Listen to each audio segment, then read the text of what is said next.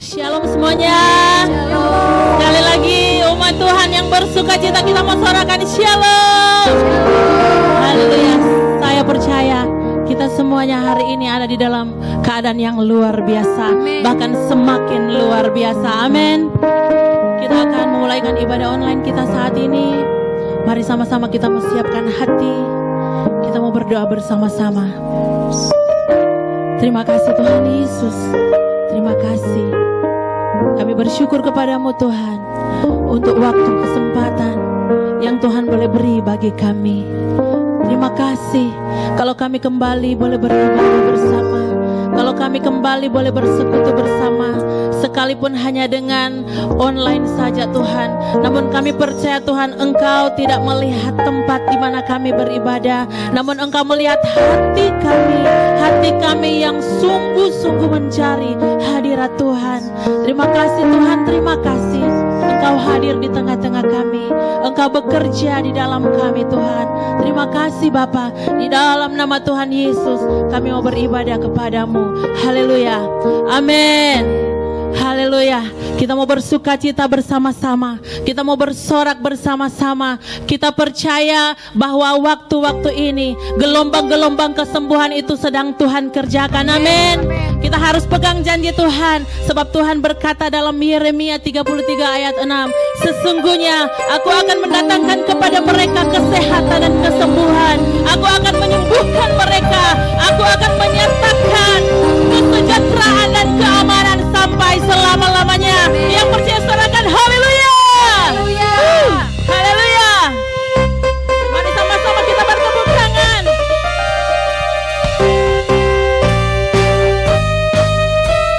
Dengan iman kita saudara.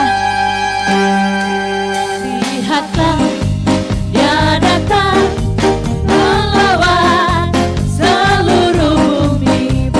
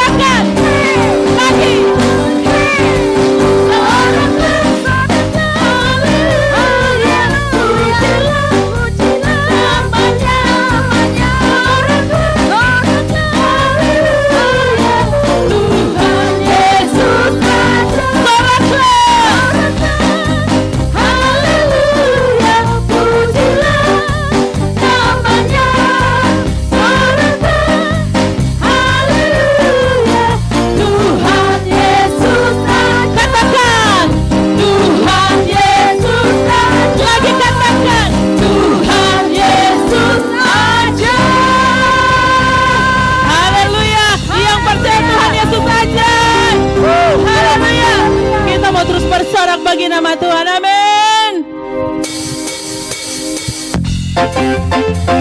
Haleluya. Dengan iman kami Tuhan, kami percaya di dalam sorak-sorak kami ada kesembuhan, ada mujizat yang memulihkan setiap kami.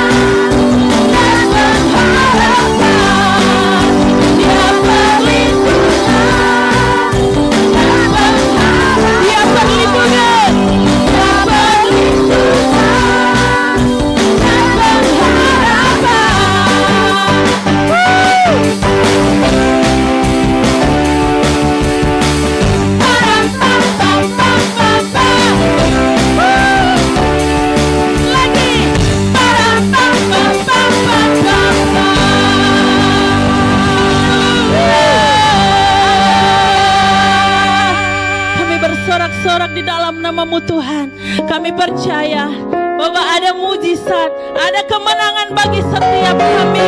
Kami tak akan takut Tuhan, sebab Engkau beserta kami. Engkau beserta kami. Siapkan hati lebih lagi. Kita masuk lebih lagi dalam hadirat Tuhan. Kita mau undang Dia lebih lagi bekerja dalam kita, saudara.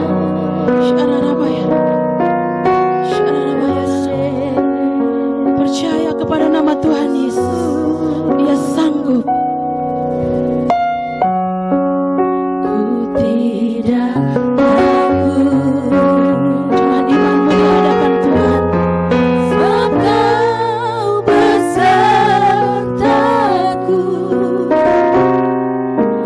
Ku tidak bimbang.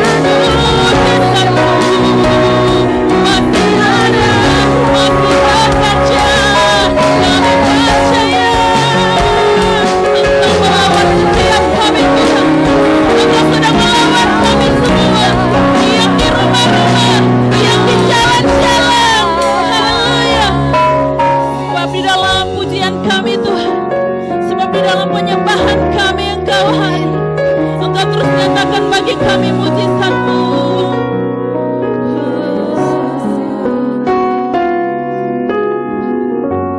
Ku nyanyi Hosana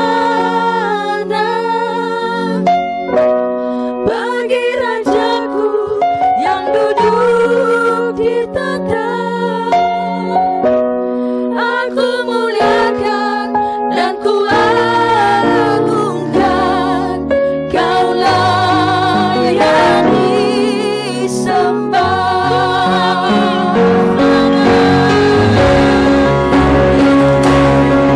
Hosana bagi Rajaku yang duduk di tahta. Aku muliakan dan ku agungkan, Kaulah yang disembah. Lagi Hosana, nyanyi Hosana bagi Rajaku yang duduk di tahta. Dan ku agungkan, Kaulah yang disembah. Lagi katakan, kami nyanyi Hosana bagi Tuhan. Hosana bagi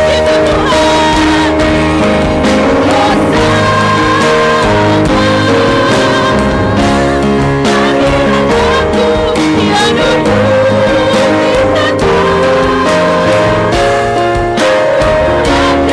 Dan ku agungkan, Kaulah yang disembah. Engkau layak Tuhan, sembah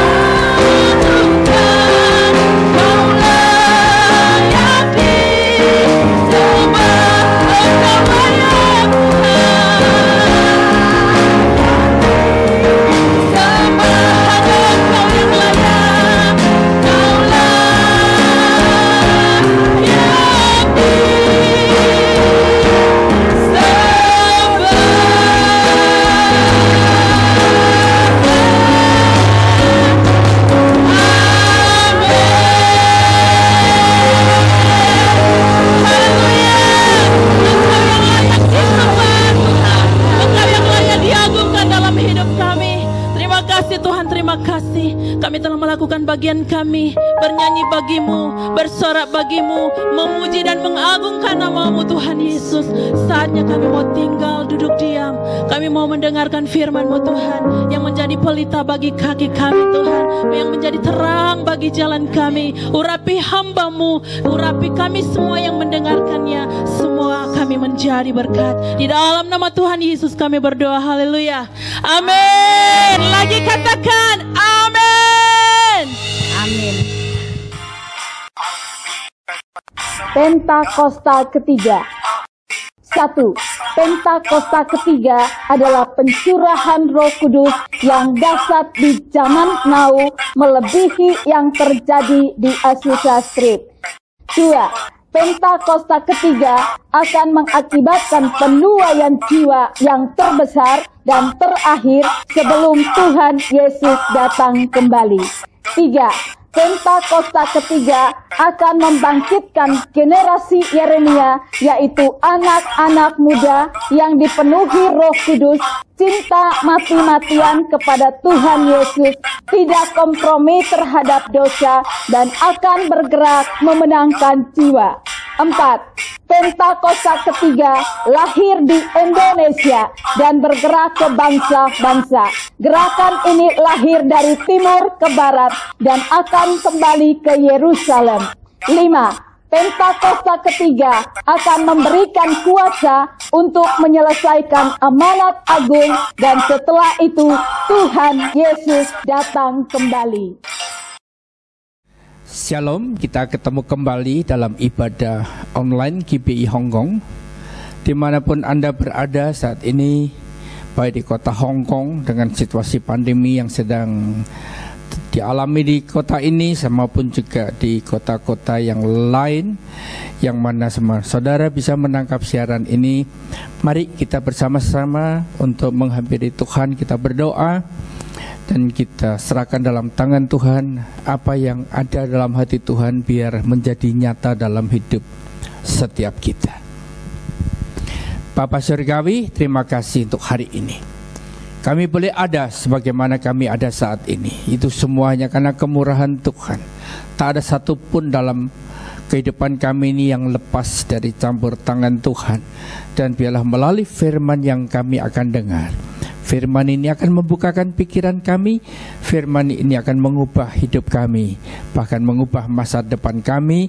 Terjadi hanya oleh karena kuasa Roh-Mu yang kudus yang sekarang berkarya di antara kami. Ambil alih otoritas dalam penyampaian kebenaran ini, dan kami mau sambut berkat-Mu di dalam nama Yesus Kristus Tuhan. Amin. Amin. Shalom saudara, hari ini saya rindu untuk mengupas sebuah perikop tentang ucapan berkat imam.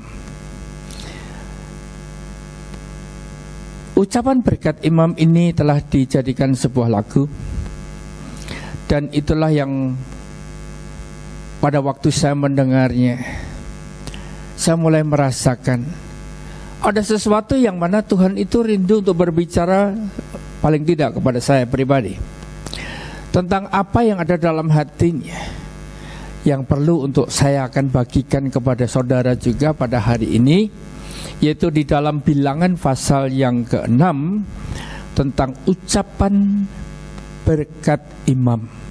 Mungkin di gereja saudara sudah menjadi hal yang terbiasa diucapkan, ya. Tapi hari ini saya rindu ada sesuatu yang luar biasa. Firman ini menjadi rema buat saudara dan saya.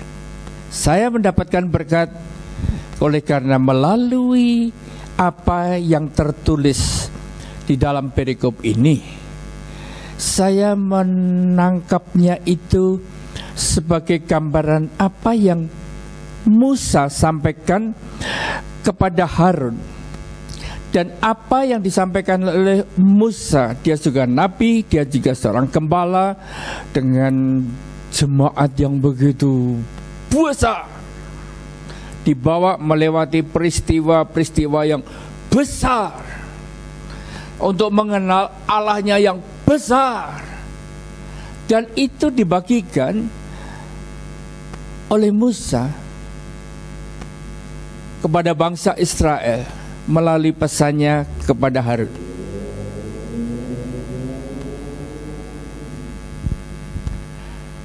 Mari kita lihat bersama-sama dalam Bilangan pasal 6 ayat 22.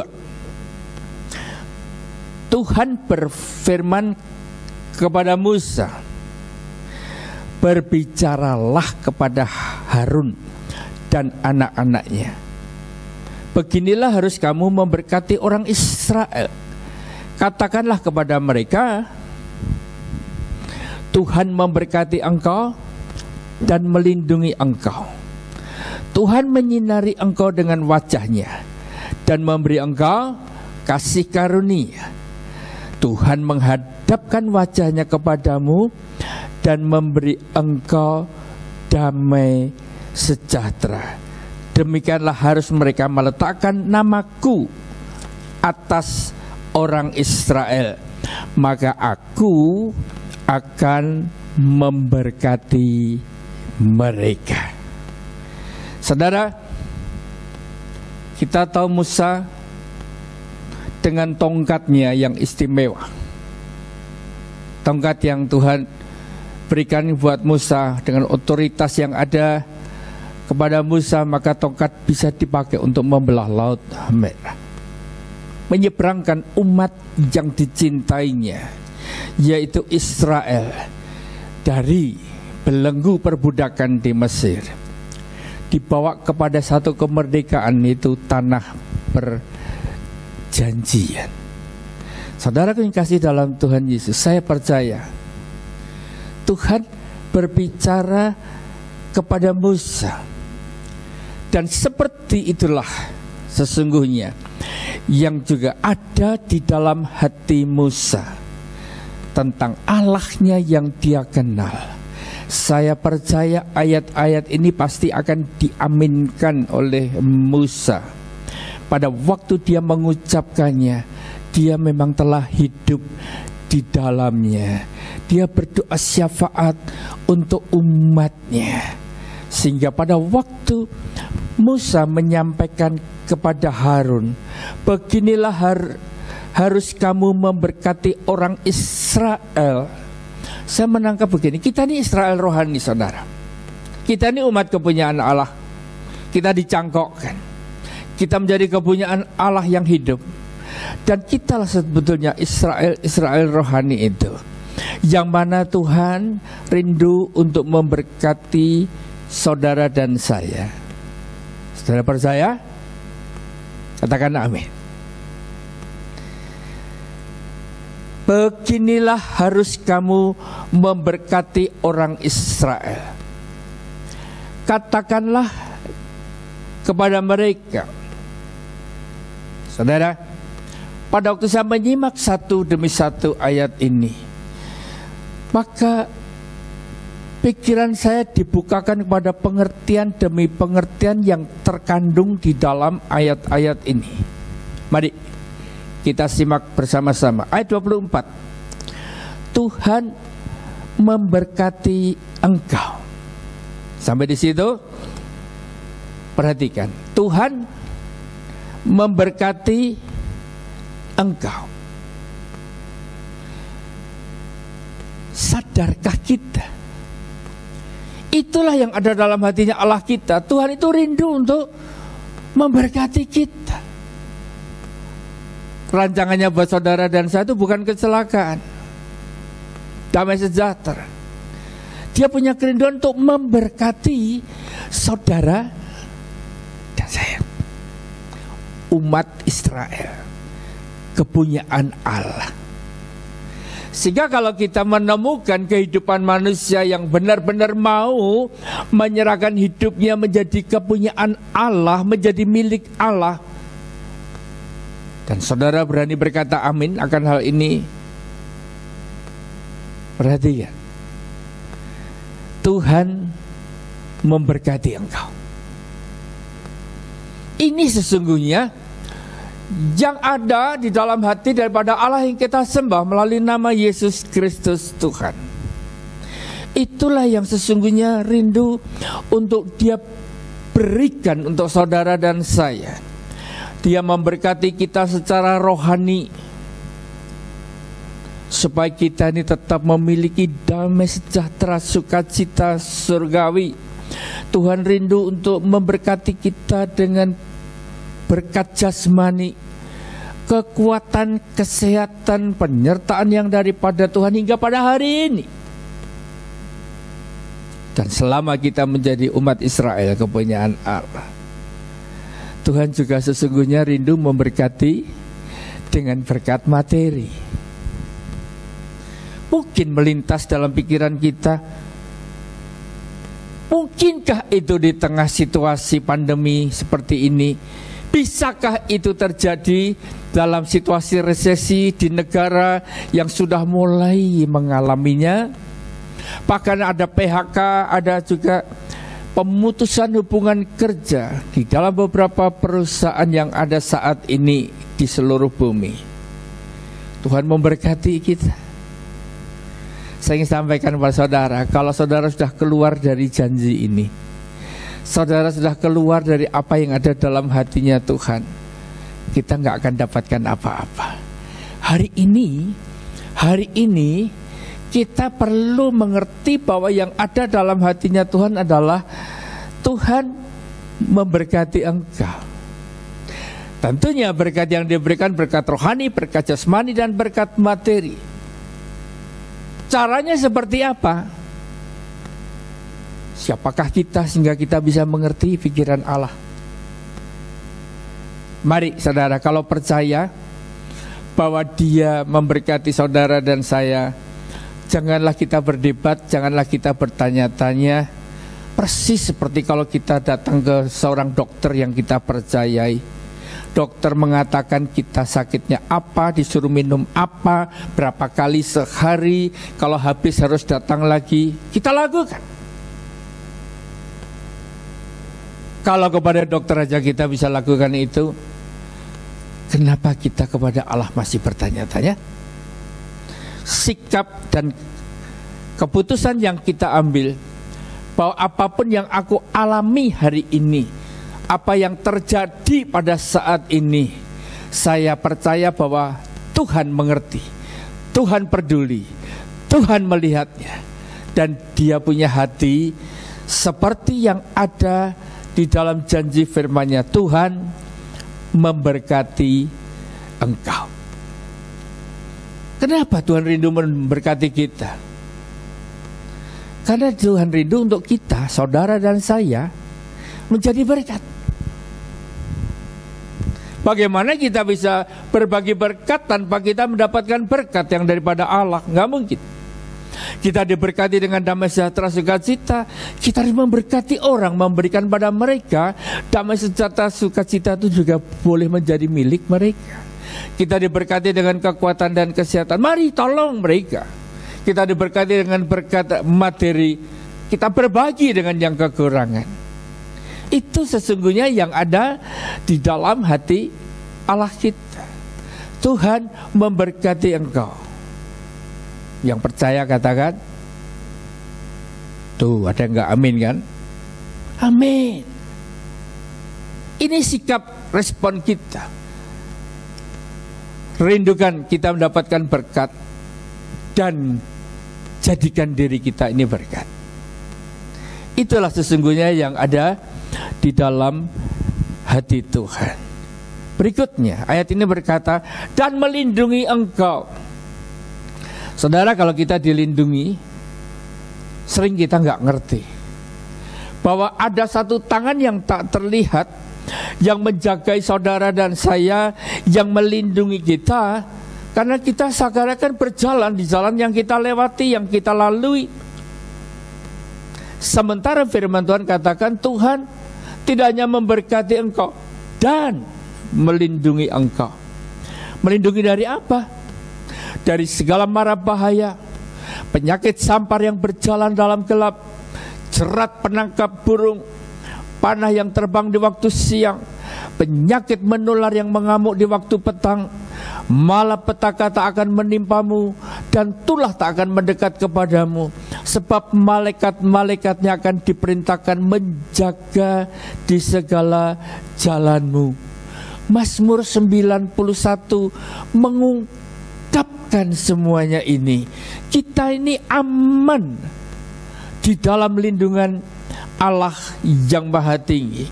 Kenapa?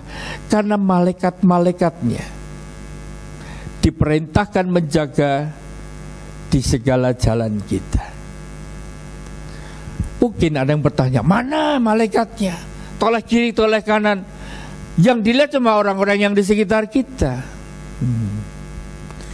Ya nggak apa-apa kalau saudara mau minta. Nanti kalau malaikatnya mendadak saudara bisa lihat, jangan kaget. Tetapi Tuhan punya janji. Dia punya malaikat, ya, disuruhnya, diperintahkannya untuk menjaga segala jalanmu. Kalau saya coba flashback ke belakang, saya melihat contoh yang sederhana, saudara. Saya ini masa muda saya tuh di akhir 40-an, saudara. Itu saya punya hobi, suka bawa mobil sendiri, saya suka ngebut, saudara. Sehingga menempuh satu perjalanan yang 180 km itu di malam hari saya bisa tempuh dalam waktu 2 jam. Dan saya merasa bahwa disitulah sesungguhnya saya ini diberi kecakapan, ya, untuk bisa mengemudi kendaraan dengan baik di tengah padatnya lalu lintas yang tengah malam itu kebanyakan dari truk-truk atau bis-bis malam yang beriringan di jalanan. Sampai suatu hari, pada waktu saya ingat tuh berjalan dengan anak saya yang laki. Kami berdua dan anak saya yang laki ini nggak pakai sabuk pengaman, saudara. Melewati satu jembatan di kota Cepu. Di situ saya salah jalan. Sehingga waktu salah jalan, saya rem di tengah jalan itu, saya atret kembali, ambil jalur yang sudah ditetapkan buat saya lewat. Gara-gara saya ngerem, bentur lah ya. Yang kebentur siapa? Bukan saya, anak saya. Ya, karena tertidur, terbentur di dashboard. Pada waktu saya meneruskan perjalanan, ya, saya melihat di depan itu karena gelap, tengah malam jam 11, jam 12, kegelapan itu membuat hanya saya lihat sebuah lentera. Ternyata di situ ada petunjuk untuk saya harus berjalan pelan dan tidak menggunakan lagi jembatan yang kemarin saya lewati. Saya harus menyusur pelan-pelan ke sungai itu untuk menyeberang. Karena saya tidak melihat dengan jelas, maka mendadak di depan saya itulah ya patok-patok di mana jembatan itu sedang dibongkar dan sedang diperbaharui. Waktu saya rem, kecepatan tinggi, saya rem dan jalanan itu sebagian ada pasirnya. Saya percaya saudara yang terbiasa naik mobil, kalau jalanan penuh dengan pasir, seperti apakah kira-kira yang terjadi? Maka kecepatan mobil yang tinggi itu membuat mobil nggak bisa langsung otomatis berhenti. Tapi herannya, pada waktu saya rem dan suara derit daripada rem itu begitu kerasnya, yang membuat orang-orang yang ada di tepi jalan, yang ada di gubuk-gubuk, di mana para pengerja yang membetulkan jembatan itu bermalam di sana, itu sampai keluar semua. Dan saya keluar dari mobil. Saudara tahu, patok-patok besi yang dipakai untuk merombak jembatan itu kira-kira berjarak cuma 1 jengkal. Nih, 1 jengkal. Bisa berhenti. Sehingga dalam peristiwa itu saya sebagai orang yang mengenal akan keberadaan kondisi jalan, saya tahu nggak mungkin kecepatan begitu tinggi di rem, saya nggak nabrak patok itu dan masih berjarak 1 jengkal. Dari peristiwa itu Tuhan buka pikiran saya, kalau aku nggak kirim malaikat jagain mobil itu, kau nyungsep sudah ada di bawah sungai itu. Maka dengan perlahan saya coba mundur pun susah karena roda depan sudah masuk ke dalam tumpukan pasir yang ada di tepi daripada jembatan itu.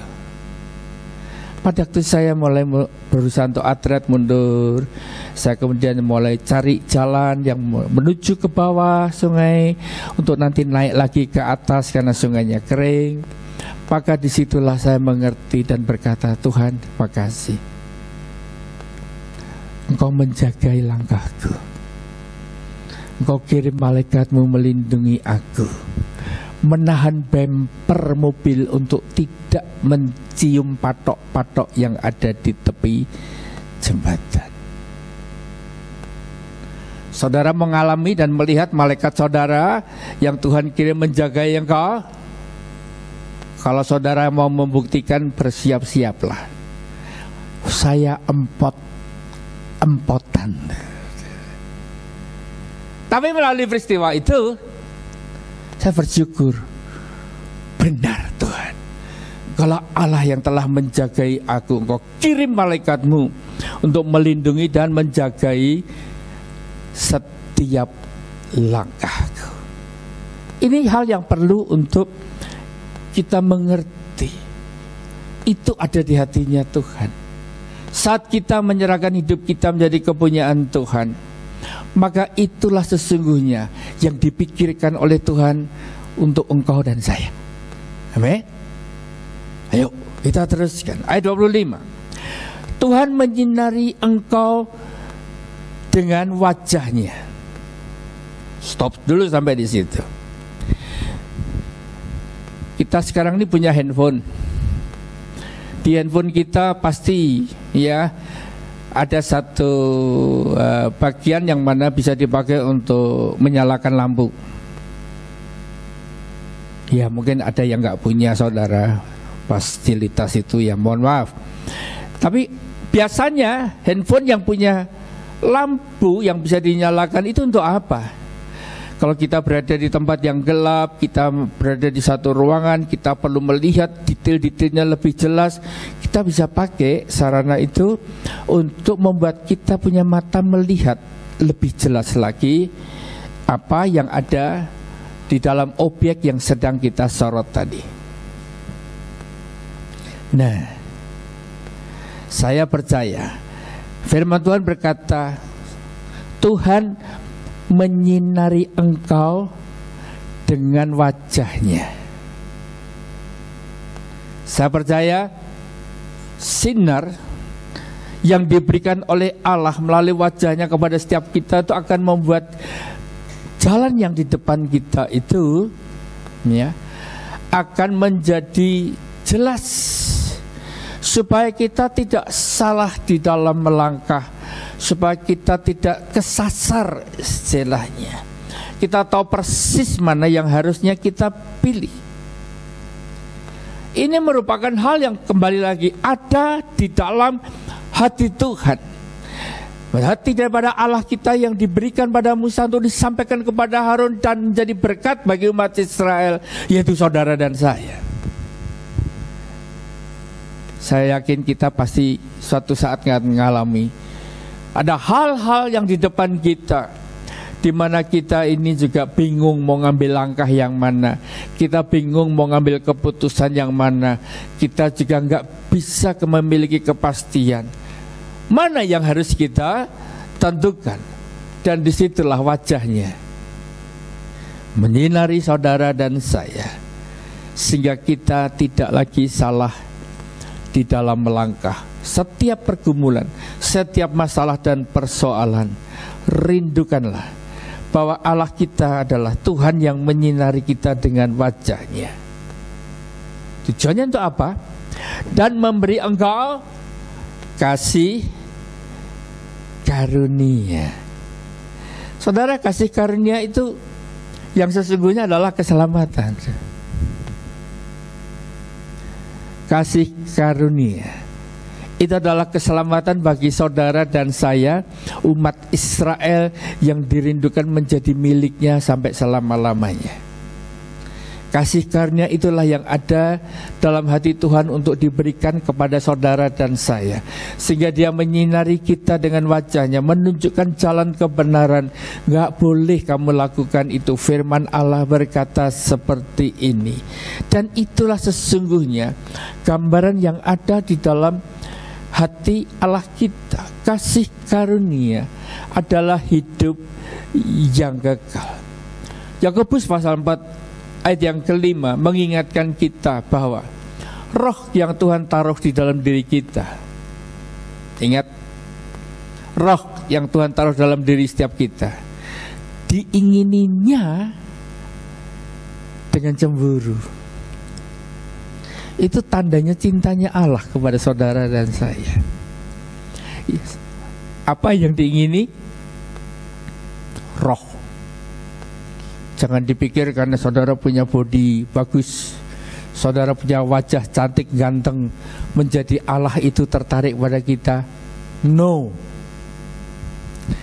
Yang dirindukan, diingini dengan cemburu adalah roh yang Tuhan taruh di dalam diri setiap kita. Itulah gambaran daripada kasih karunia yang rindu untuk diberikan buat saudara dan saya. Itulah kasih karunia yang ada dalam hati Allah yang ingin dinyatakan dalam kehidupan setiap kita, umat Israel, kepunyaan Allah, di mana kita menemukan kenyataan di muka bumi ini. Kadang-kadang mengejutkan saudara, kadang-kadang mengherankan. Hanya oleh karena perkara-perkara duniawi, orang-orang meninggalkan imannya kepada Kristus. Hanya oleh karena hal-hal yang bersifat duniawi, maka kasih karunia itu seakan-akan dianggap perkara yang kecil. sehingga begitu mudahnya dibuang. Kita tahu bahwa kasih karunia itu nilainya adalah melalui pengorbanan. Putra Allah yang tunggal, Yesus Kristus, mati menebus kita dengan darah dan nyawanya di atas kayu salib. Mungkin saudara saat ini melihat ada teman atau sahabat kita yang begitu mudahnya menjual kasih karunia dengan perkara duniawi, dengan pasangan yang tidak seimbang, dengan harta dunia yang bisa membuat kita ini memiliki tuan yang lain, ataukah juga oleh karena posisi, oleh karena ketenaran yang dikejar, yang mana membuat orang-orang itu begitu gampangnya melepaskan akan kasih karunia ini, kenikmatan duniawi yang membuat orang-orang percaya begitu mudahnya untuk meninggalkan kasih karunia. Saudara atau saudara sendiri, saat ini saudara mendengar firman, saudara sedang berada dalam posisi seperti itu. Engkau sedang meninggalkan kasih karunia, engkau tidak lagi mengingat akan kasih setia Tuhan yang merindukan bahwa kasih karunia itu menjadi milik saudara dan saya. Saya rindu melalui apa yang saya sampaikan ini, engkau sekarang yang sedang berjalan di jalan yang salah, engkau yang sedang menikmati keinginan-keinginan duniawi dan keinginan-keinginan dosa yang sedang membelenggu dan mengikat akan saudara, sehingga saudara seperti mengabaikan akan kasih karunia Allah.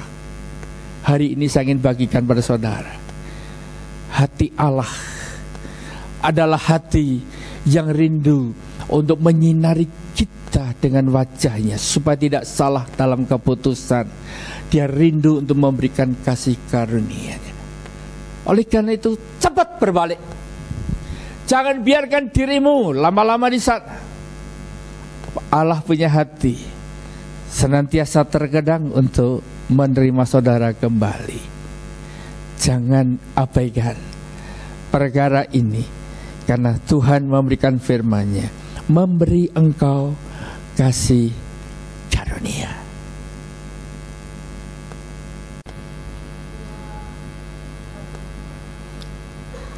Sekarang kita teruskan ayat 26. Tuhan menghadapkan wajahnya kepadamu.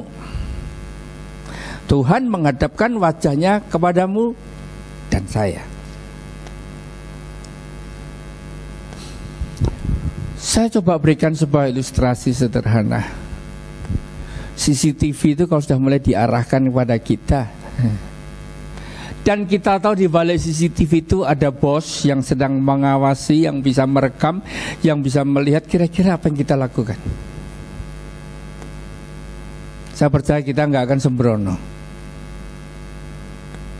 Allah kita, apa yang ada dalam hatinya adalah Allah yang sedang menghadapkan wajahnya kepada saudara dan saya. Amsal 15 ayat 3 katakan, mata Tuhan ada di segala tempat, mengawasi orang jahat dan yang baik, saudara. Nah, saya percaya ya, pada waktu mata Tuhan sedang tertuju kepada kita, apa yang ada dalam hatinya pasti dia rindu untuk melihat akan apa yang sedang terjadi di dalam kehidupan kita. Kalau kita salah jalan, Tuhan pasti akan menegur. Amin. Kalau kita berada di dalam jalan yang benar, Tuhan pasti akan memberikan penyertaannya lebih nyata lagi. Ini sesuatu yang mana ada di dalam hatinya Tuhan. Tuhan menghadapkan wajahnya kepadamu. Dia sedang melihat kepada kita setiap yang kita perkatakan, yang kita pikirkan, yang kita lakukan, dan Dia rindu untuk memberikan bimbingannya, Dia rindu untuk memberikan tuntunannya. Tuhan ingin memberikan nasihat-nasihatnya. Kalau Dia melihat kita ini sedang berada di persimpangan jalan, kita bingung nih, ke kiri atau ke kanan, saat itulah Dia menemukan kita menengadah ke atas dan berkata, aku perlu Engkau Tuhan. Saya yakin Tuhan hadir, Tuhan akan memberikan, akan tuntunan. Seperti itulah Allah kita. Tapi kalau kita lakukan yang jahat, pasti nggak ingin Tuhan melihat kita, kan? Kita berusahanya untuk sembunyi.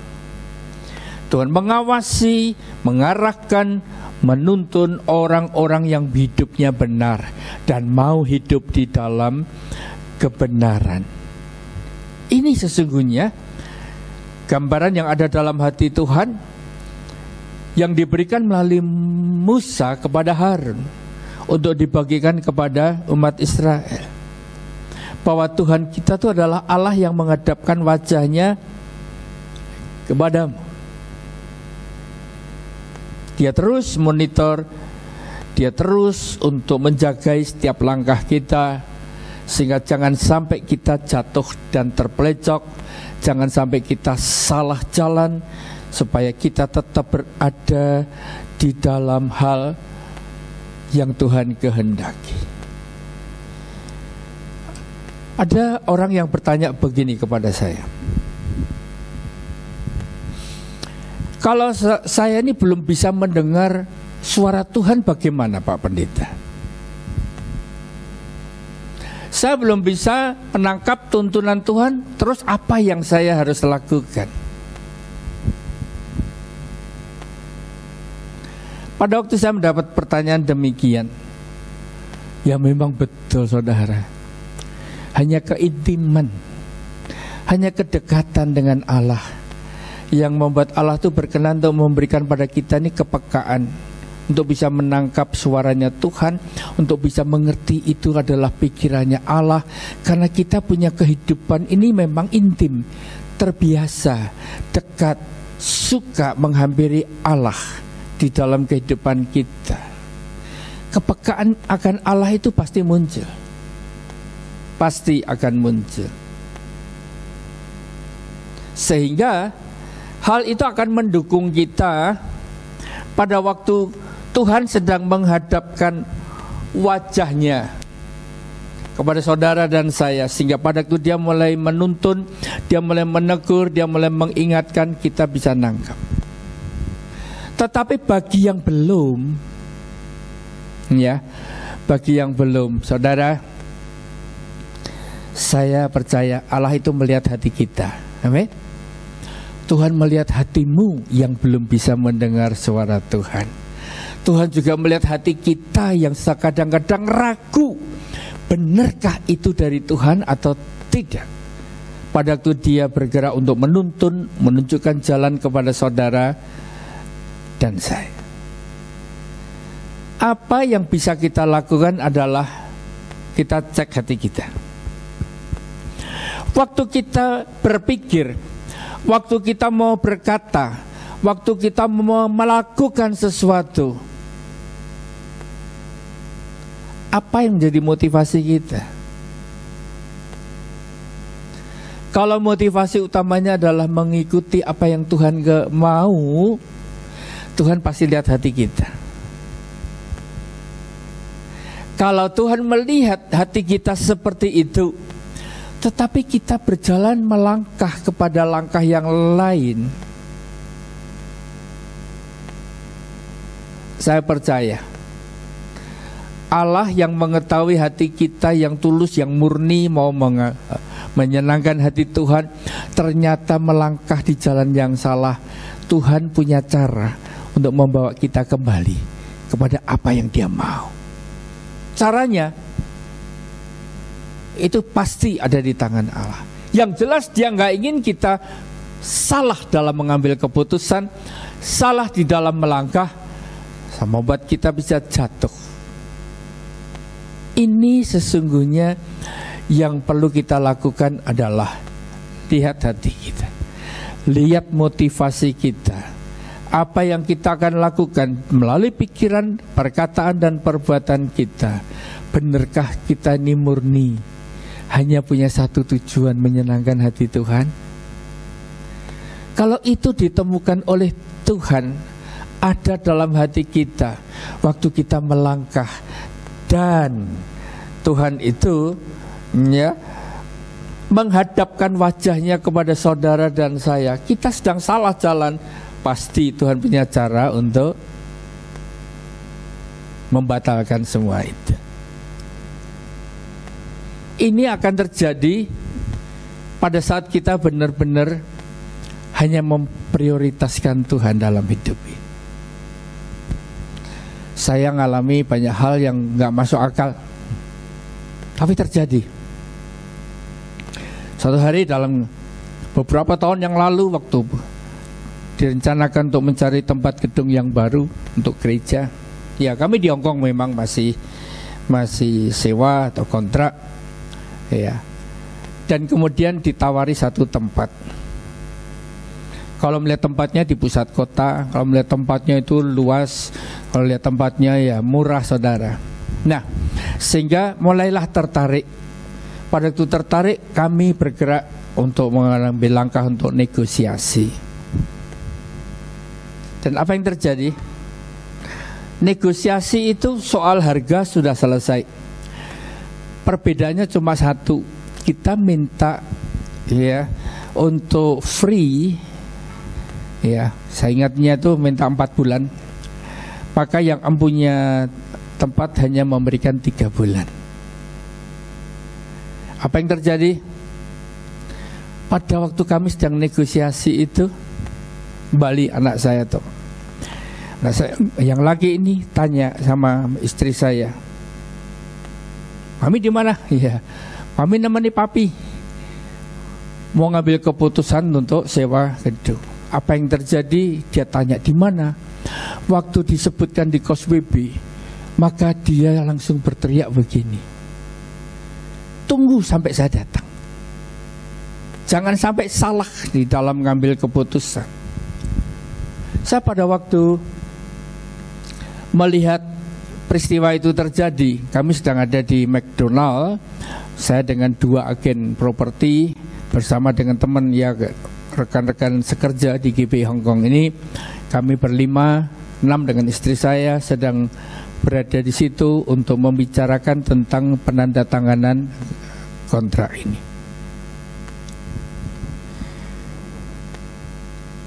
Anak saya dengan ngotot berusaha untuk minta ditunggu, padahal dia nggak terlibat di dalam keputusan hal ini. Waktu dia datang, dia berkata kepada saya, "Gedungnya yang mana?" Saya sebutkan ini, dia bilang, "Hati-hati. Di situ itu ada hal-hal yang perlu untuk dipikirkan ulang sebelum diambil keputusan." Dia bercerita tentang sesuatu, dan pada waktu bercerita itu dia juga ngomong sama agen properti ini. Agen propertinya berkata, "Kamu salah, itu pasti bukan gedung yang itu." Dia dengan tegas berkata, "Ayo kita pergi sama-sama lihat gedungnya, dan saya akan berkata yang ini kamu nggak perlu ngomong benar atau enggak." Saudara, pada waktu saya menghadapi peristiwa itu, saya mulai merenungkan, Tuhan, di saat-saat terakhir di mana kita akan mendapatkan tempat yang kami anggap baik, ini ya, ternyata Tuhan izinkan peristiwa itu terjadi sehingga tertunda penandatangannya. Saya melihat itu sebagai satu sinyal perlu untuk direnungkan ulang. Maka saya ngambil langkah hari Minggunya. Saya mencoba mengirimkan beberapa anak untuk ngecek tempat itu, untuk melihat situasi dan kondisi di tempat itu, Dan memang betul, tempat itu adalah tempat yang sangat ramai. Tempat itu tempat yang banyak dikunjungi oleh orang. Bagus kan? Iya, bagus. Tetapi untuk mencapai ke lantai itu, orang antri masuk, liftnya cuma terbatas. Pada waktu saya coba, kami ada ibadah 3 kali. Ibadah pagi dibutuhkan kira-kira antri itu, yang antri di bawah 10 menit baru bisa naik ke atas. Ibadah kedua hampir 20 menit. Ibadah yang ketiga bahkan bisa sampai 30-40 menit baru bisa ke atas. Saya cuma bayangkan kalau jemaat datang sudah antri di bawah, 10 menit baru naik. 10 menit itu adalah orang yang persis di bawah. Nah, yang antri, kalau seandainya yang antri itu 100 jemaat, yang masuk cuma 8, 12 kali nunggu 10 menit lagi, 10 menit lagi, apa nggak kacau ibadah? Dari situ, iya, Tuhan punya cara. Tuhan bisa pakai siapa saja untuk membuat kita ini, pada waktu Tuhan menghadapkan wajahnya kepada kita, Tuhan cuma lihat hati kita. Pengetahuan kita ini terbatas, tapi Allah punya pengetahuan unlimited. Dia bisa lihat jauh ke depan. Dan itulah sesungguhnya yang ada dalam hati kita. Saudara yang belum bisa peka suara Tuhan, berita baik hari ini, Tuhan lihat hatimu. Saat motivasimu benar untuk menomorsatukan Tuhan, saya tahu Tuhan punya banyak cara untuk menjaga dan melindungi saudara dan saya. Yang terakhir dari ayat 26 ini katakan, dan memberi engkau damai sejahtera. Saudara, damai sejahtera ini nggak bisa dibeli. Damai sejahtera itu kalau ada yang jual, maka hanya orang kaya yang bisa mendapatkannya. Tapi di sini firman Tuhan katakan, Tuhan menghadapkan wajahnya kepadamu dan memberi engkau damai sejahtera. Demikianlah harus mereka meletakkan namaku atas orang Israel, maka aku akan memberkati mereka. Di dalam berkat Allah itulah ada damai sejahtera. Apa yang kuberikan kepadamu tidak sama dengan apa yang diberikan oleh dunia ini.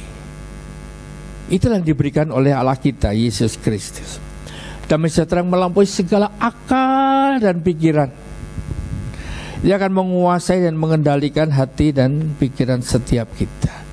Kenapa? Karena kerajaan Allah itu bukan soal makanan dan minuman. Roma 14 ayat 17. Tapi soal kebenaran, damai sejahtera dan sukacita oleh Roh Kudus. Saya percaya apa yang Tuhan ingin bagikan, apa yang Tuhan ingin berikan, apa yang Tuhan ingin berkatkan untuk saudara dan saya, endingnya adalah damai sejahtera. Saat perikop ini dijadikan sebuah pujian, kita tahu pujian ini melanda seluruh dunia, dinyanyikan dengan berbagai bahasa. Itu juga merupakan berkat buat setiap kita. Ayo kita coba naikkan pujian ini, kita hampiri Tuhan. Dengan iman kita katakan kepada Tuhan melalui pujian ini.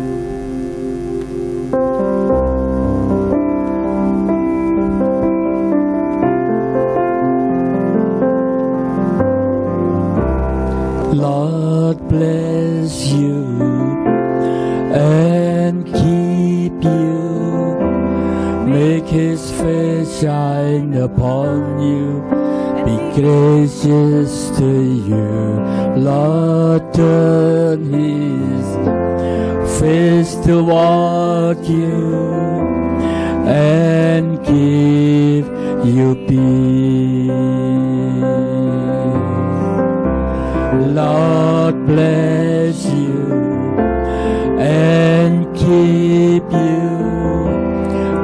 make his face shine upon you, be gracious to you.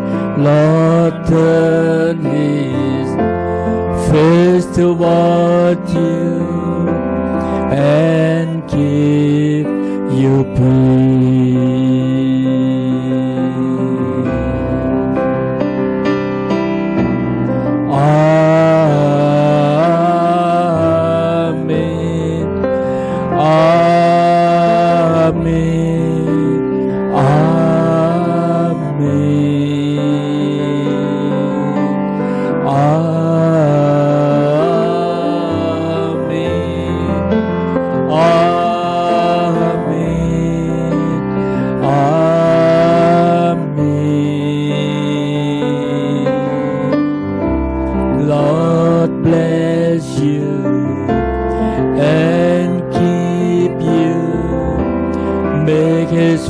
Shine upon you, be gracious to you.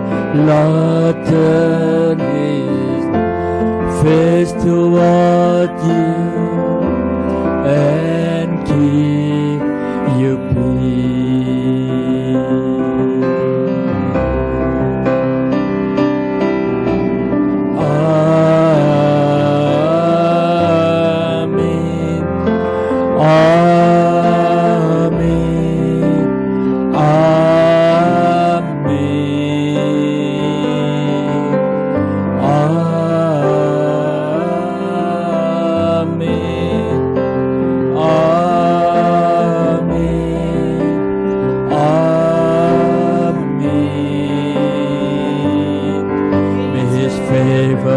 Be upon you and 1,000 generations, and your family, and your children, and their children, and their children.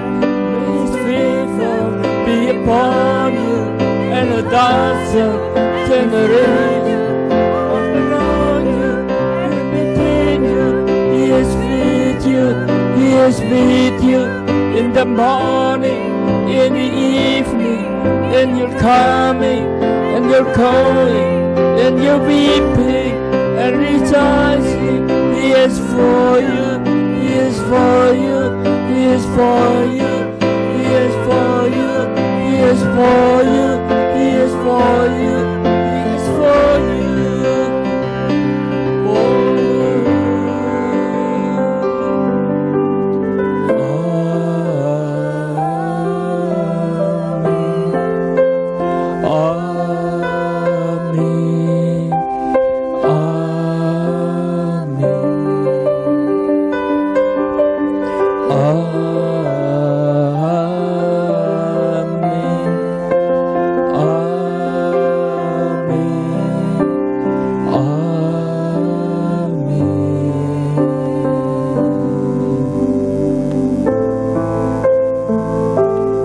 Mari di akhir ibadah online ini kita bangkit berdiri, kita bawa hati dan iman kita, kita angkat kedua tangan kita, hampiri Tuhan.